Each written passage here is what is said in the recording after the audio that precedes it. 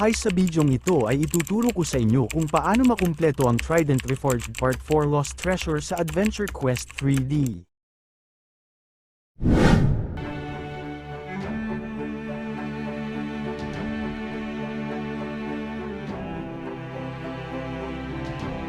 Travel muna tayo sa Bat Leon, tapos punta kayo sa House Oddities.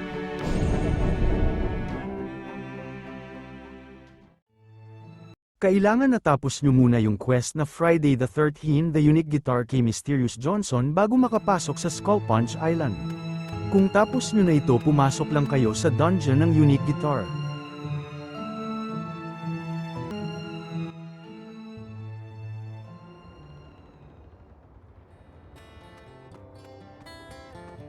Sundan nyo lang ako, mahirap kasi yung quest na hindi ko ito matatapos kasi malakas ang stats ni Blight-Eyed Cassidy pero maituturo ko sa inyo yung location niya.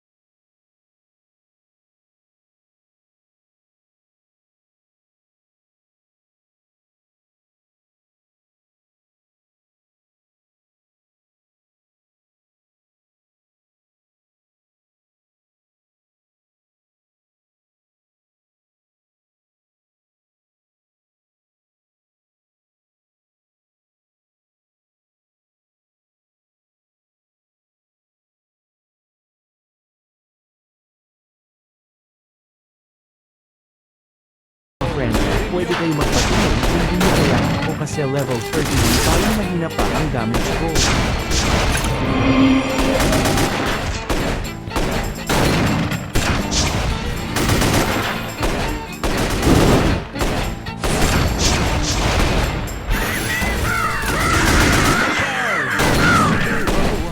Kung matatalo nyo siya, isubmit nyo lang yung quest sa Atlantis kay King Netulis. Kung may tanong pa kayo ay mag-comment lang kayo sa baba.